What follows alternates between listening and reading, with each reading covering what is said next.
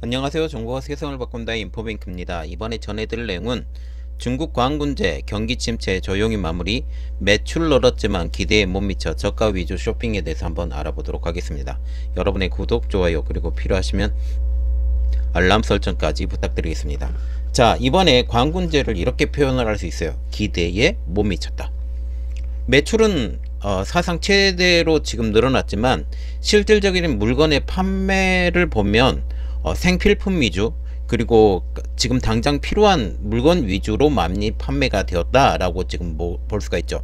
그리고 과소비를 할 수 있는 가전제품이나 이러한 제품들보다는 이제 소비재, 단순히 샴푸나 뭐 이러한 쪽으로 많이 판매가 되었다라는 그런 이야기가 들리고 있습니다. 이 내용이 어떤 내용인지 한번 알아보도록 하겠습니다. 지금 광군제 매출은 역대 최대로 마무리가 되었습니다. 그러면 이 최대로 마무리가 되었다라고 얘기를 하면 기본적으로 잘 됐다라고 평가가 나와야 되는데 그렇지 못하다라고 얘기가 나오고 있죠. 지금 경기 침체와 소비자의 소비 부족으로 예년보다 위축이 되었다라고 얘기가 나오고 있습니다. 특히 올해와 같은 경우는 리쇼링, 리오프닝 이후로 처음 열리는 광군제이죠. 그래서 지금 이러한 소비 패턴이 많이 바뀌었고, 이러면 소비가 많이 늘 줄 알았는데 경기가 많이 어려워서 이러한 상황이 안 된다라는 거죠. 전년 대비 성장세도 둔화가 되었고 가장 조용했다라는 평가까지 나오고 있습니다. 이는 아직까지 회복되지 못한 중국 경제를 반영했다라는 분석이죠. 자, 그래서 이번에 알아볼 내용은 중국 광군제, 경기 침체, 조용히 마무리, 매출이 늘었지만 기대에 못 미쳐 저가 위주의 쇼핑에 대해서 한번 알아보도록 하겠습니다. 이번 광군제와 같은 경우는 기대에 못 미쳤다라는 분위기입니다.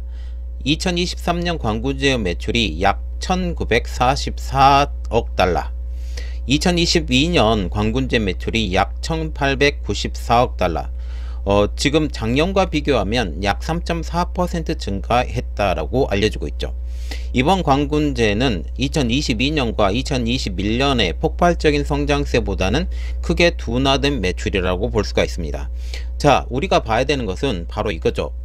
2019년도에 코로나19가 발생을 했고 2020년도에 제대로 코로나19에 타격을 받았죠. 그러면서 2020년에 그럼에도 불구하고 성장을 했어요. 2021년 마찬가지죠. 그런데 2022년과 2023년에 매출을 정확하게 발표를 안 합니다. 티몰과 같은 경우는 이번 광군제 매출이 2023년 매출이 약 1752억 달러, 거의 대부분이 볼 수가 있죠. 전년 대비 2.3% 증가로 볼 수가 있습니다. 티몰은 중국 최대 이 플랫폼으로 광군절 매출의 절반 이상을 차지하는 지금 알리바바의 자회사로 볼 수가 있죠. 그러면 이번 광군제를 진두지휘했던 알리바바와 징동의 상황은 어떻게 될까요? 두 회사 모두 자사 쇼핑몰 매출이 전년 대비 증가했다라고 얘기를 하면서 그럼에도 불구하고 구체적인 매출액은 공개하지 않았습니다. 알리바바는 타오바오, 티몰, 티몰 글로벌, 그리고 알리익스프레스, 카오라 등을 운영을 하고 있는데 지금 발표가 나와 있는 것은 타오바오와 티몰 밖에 나와 있지 않는 상황이죠. 알리바바입니다. 타오바오와 티몰만 공개를 한 상황입니다. 알리바바는 두 기업에서 15% 할인이 제공된 주문에 2억 1000만 개에 달하며 400만 이상의 브랜드가 지금 매출 1억 위안을 초과했다라고 발표를 했습니다. 앞서 알리바바는 올해 광군제에서 8천만여 개의 상품을 최저가로 제공한다고 광고까지 떼었는데 예상보다 그 매출이 많이 안 나왔다라고 나오는 분위기죠. 그리고 징동닷컴입니다. 올해 광군제 매출 주문 이용자 수가 모두 신기록을 달성했다라고 말하고 있습니다. 60여 개 브랜드가 매출 10억 위안, 한국 돈으로 약 1800억 원 이상을 기록했다라고 말을 하고 있죠. 약 2만 개의 브랜드가 거래량은 지난해 같은 기간보다 약 3배가 증가했다라고 말하고 있습니다. 징동의 소비자 대출 상품인 바이태오를 통해 40만 브랜드와 상인이 15억 위안, 약 2700억 원 규모의 구매 보조금을 제공을 했어요. 먼저 물건을 만들어라, 우리가 재정 지원해 주겠다라고 징둥닷컴은 지금 얘기를 하고 있는 상황이죠. 중국 국가우정국은 지난 11일 11일 하루 동안 전국적으로 6억 3,900만 건의 택배 서비스를 실시했다라고 말을 했습니다. 이는 전년보다 16% 증가한 규모인데, 자, 우리가 봐야 되는 것은 바로 이 지점이죠. 지금 택배 서비스가 16%나 증가했는데 판매 거래량을 보면 3.2% 밖에 늘지 않았다. 이것은 벌써 5배 차이가 있다라고 볼 수가 있고, 이러면 저가 중심으로 물건이 팔렸다라는 것을 간접적으로 증명하게 되는 것이죠. 이달 1일부터 11일까지 처리한 택배 건수는 53억 건, 전년 대비 23% 급증. 징둥의 소비자 대출, 이렇게 말했죠. 자, 중요한 것은 바로 이겁니다. 거래 규모를 밝히지 않는 알리바바와 징둥이다 라고 볼 수가 있죠. 알리바바와 징둥가 같은 경우는 지금 매출이 얼마나 되는지, 그리고 전체 자사 쇼핑몰을 통해서 판매된 금액이 얼마인지, 판매된 거래량이 얼마인지 정확하게 나와 있지 않다라는 거죠. 즉 일부만 공개했다고 합니다. 알리바바와 징둥은 일부 높은 매출을 기록한 업체들의 숫자만 공개했습니다. 구체적인 거래 규모를 밝히지 않았다는 것이죠. 언론의 분석은 바로 이겁니다. 알리바바와 징둥의 광군제 행사가 예전만 못했다. 두 회사가 자세한 매출 미공개는 지난해에 이어서 올해가 두 번째로 지금 벌어졌는데, 작년에도 별로 매출이 신통치 않았고 올해도 신통치 않은 것을 지금 얘기를 하고 있다라고 말을 하는 것입니다. 특별히 올해와 같은 2023년도는 최저가 공세 매출을 폈습니다. 왕이는 중국 4대 포탈이죠. 광군제 관련 광고를 냈는데 이런 말이 나왔습니다. 가격 인하에 가격 인하를 거듭한다 라는 내용이 줄을 이뤘다는 겁니다. 계속적으로 우리는 최저가로 팔 거야, 우리는 최저가로 팔 거야 라고 얘기를 했다라는 측면이죠.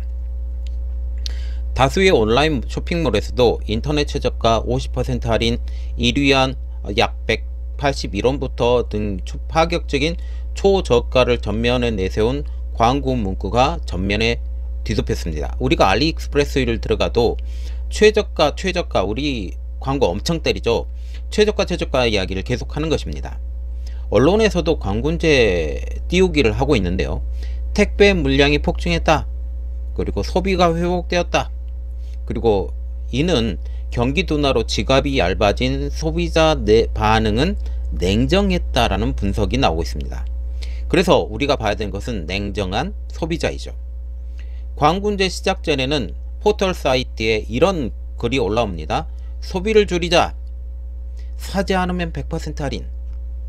물건을 사지 않으면 돈이 나가지 않기 때문에 100% 할인이다 라는 그런 말이죠. 아예 소비를 하지 말자라고 얘기를 하는 것입니다. 광군제 기간에는 이런 말을 해요. 올해 쓴 돈이 지난해의 3분의 1 수준이다. 그만큼 돈을 안 썼다라는 것입니다. 아직 한 푼도 쓰지 않았다. 광군제 전에 미리 가격을 올려놓았기 때문에 세일에 들어가도 실제로 원래와 별 차이가 없는 가격, 이런 말을 한다라는 것입니다. 베인앤컴퍼니라는 미 컨설팅 회사는 이렇게 말을 했습니다. 광군제를 앞둔 지난 7일 소비자 3,000명을 대상으로 설문조사를 벌였는데요. 중국 소비자의 77%가 소비를 자제하고 소비를 억제하는 경향이 있다라고 분석을 했습니다. 그리고 또한 중국 경제 성장 둔화와 향후 가계소득 우려가 소비자들의 소비에 심각한 영향을 미칠 것이다. 다시 말하면 이제 경제가 어려워지고 청년 실업이 늘어나고 부동산 경기가 죽었고, 이런 모든 것들이 이제 우리는 꼭 필요한데 아니면 돈을 쓰지 말자라고 얘기를 하는 것이죠. VO2 아시아퍼시픽이라는 디지털 경제 분석 회사도 이런 내용을 올립니다.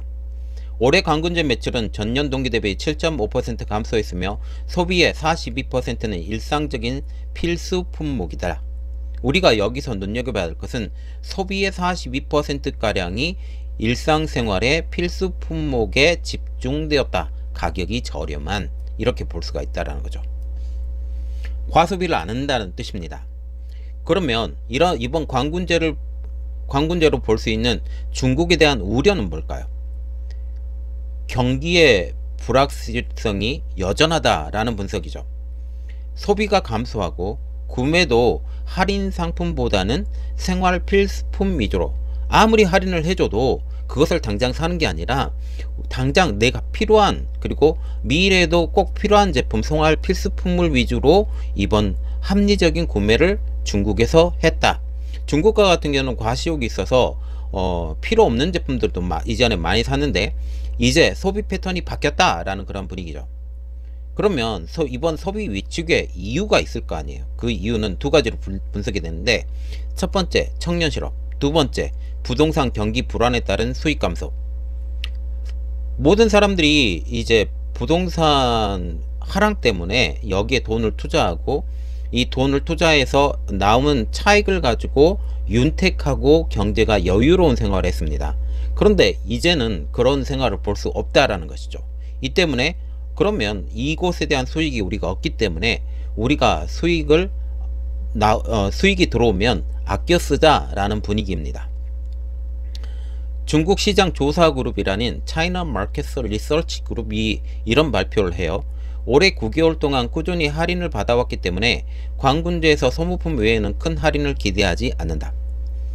쇼핑객들이 고급 화장지나 명품보다 치약, 휴지, 세탁세제와 같은 생활 필수품에 대한 거래를 더 선호한다. 이런 이야기가 나오고 있다는 거죠. 그럼에도 불구하고 이번 광군제의 판촉을 어마어마하게 했는데, 그래서 이번의 주제는 눈물 나는 광군제 판촉입니다. 특히 최저가를 강조했죠.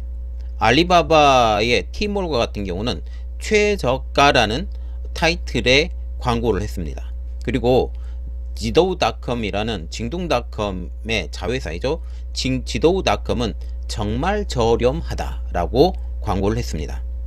이들 광고는 부동산 몰락으로 인한 가전제품 중 내구재 지출 약화와 더 저렴한 브랜드 전환에 따른 자구책으로 볼 수 있다는 것이죠.